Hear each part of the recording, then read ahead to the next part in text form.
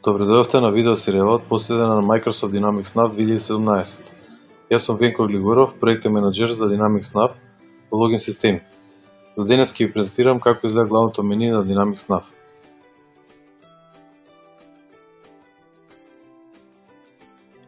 Microsoft Dynamics NAV се стартува на ист начин како што стартуваат сите други Windows апликации со кликнување на иконата. Инаку Windows апликацијата се прикачува на сервер на кој што се наоѓаат главните податоци.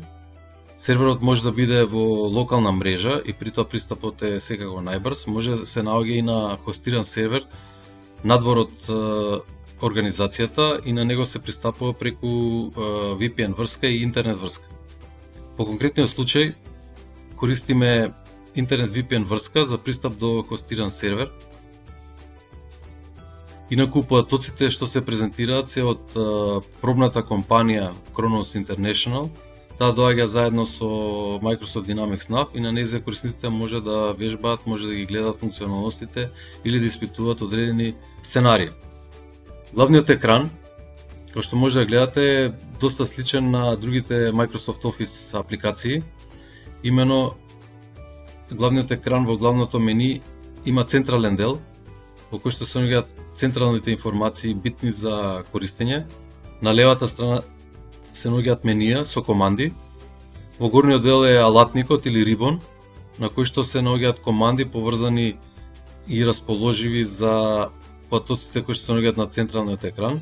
Инаку овој алатник е контекстно сензуален со тоа што се менуваат командите во зависност од тоа која операција е избрана во централниот дел. Од десна страна секогаш се податоци кои што се поврзани со централниот дел и кои што даваат дополнителна слика на корисникот за тоа за самите податоци кои што се наоѓаат во централниот дел. Инаку со стартување на Microsoft Dynamics NAV тој испитува кој е корисникот и соодветно на доделената роља му прикажува потребните информации. Ние користиме сега ролјата или логата на бизнес менаџер и Dynamics NAV е подесен со податоци потребни што се потребни на еден деловен менаџер. Па така во централниот дел се наоѓаат главните активности кои што се продажби во тек, набавките, плаќањата, дојдовни документи ако има, дополнителни информации и тоа што е најинтересно и најбитно за генералните за менаџерите или генералните менаџери е тоа што има податок за бруто биланс или билансот на успех на самата компанија по месеци. Како може да видите, значи дадено е колку е продажбата, колку е набавната вредност, бруто профитот и бруто маржа, колку се оперативните трошоци, оперативна маржа и профит пред камати и даноци. Ова е доста битна информација, всушност и сите корисници на систем од врвното раководство секогаш бараат да добијат најбитните информации, тоа е така наречена долна линија или bottom line, дали фирмата работи профитабилно или работи со загуба. Кај сите од овие плочки може со кликнување да се добијат информации, например кај порачки има 42 отворени порачки. Ако кликнеме, програмот не носи директно на отворените порачки, така што може да се анализира што се случува со тие порачки. Ако може да приметите, во моментот кога се кликнува на одредена порачка, на десната страна се дава информација за соодветниот купувач, колку му е салдото, дали има преостанати порачки, сервис и така натаму. А секако дека во централниот дел се дадени податоци за самиот купувач, меѓутоа и колкав е износот на порачката и колкав е износот без ДДВ и со ДДВ. Слично и кај набавните порачки, каде што може да се видат кои порачки чекаат за набавка и кои се износите. Во левиот дел се наоѓаат главните менија. За нас најважно е секако менијата што се даваат по оддели или департменти. Всушност на централниот дел сега се даваат податоци, команди кои што се најкористени во соодветни одели. финанси, сметководство, продажби, маркетинг, набавки, магазин, производство, проекти, планирање ресурси, сервис, човечки ресурси и систем администрација. За да им олесниме на нашите корисници, ние направивме дополнително мени во кој што ги ставивме најкористените команди кои што се однесуваат за македонските закони, македонската локализација. Пример, овде ако кликнеме на пресметка на плати, се дават сите можни команди и извешти кои што се поврзани со платите. Се враќаме на домашниот екран. Значи, покрај стандардните активности, од лева страна ни се дадена можност да ги прегледаме купувачите. И го кликнеме на купувачи, гледате во алатникот се сменија менијата и се однесуваат на самите купувачи.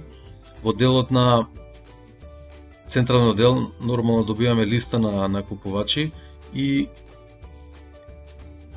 колкаво салдо имаат и колкаво им е доспеното салдо за плаќање. Од десната страна се дава статистика за купувачот, се што е поврзано со тој купувач и има историјат на продажби, како што се дали има тековни продажни порачки, дали има книжни продажни порачки и слично. Се разбира, со клик на сите овие податоци, ако може да видите, се отвараат дополнителни информации за да може корисникот подлабоко да навлезе во самиот купувач и да ги анализира податоците. Сличен начин е и со добувачите, како и со артиклите. Се разбира, од страна се појавуваат различен тип на информации. Кај артиклите е карактеристично тоа дали кој е трошокот, дали ги има на залеха, ако треба да се планираат набавки, колку се количини за порачка и слично. Бидејќи Dynamics NAV содржи и CRM, во контакти се дадени сите контакти со кои што фирмата комуницира и со нив може да остварува всушност одредени активности кои се запишуваат во Navision и може да бидат корисни во подоцнежниот тек на работењето. И на крајот вработени и дава вработените кои што наоѓаат во фирмата. Ќе повторам дека ова се податоци од пробната фирма Kronos International. Ако корисникот има улога на шеф на сметководство, со стартувањето на Navision, тој го добива од прилика следниот екран.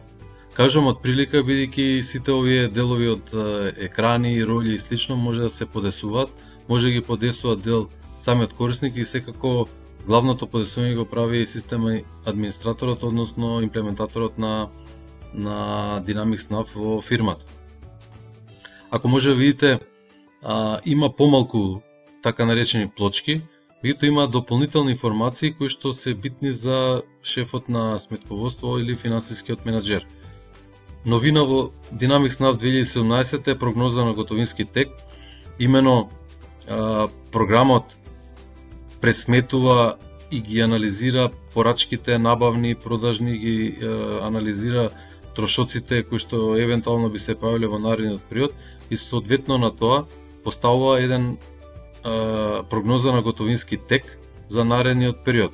Инаку тој може да се подесува, може да се кажува кој е почетниот датум, може да се подесува должина на период, например 3 месечие, па ги дава за 3 месеци или ги дава, да кажеме, за 1 месец, па дури може и за седмица.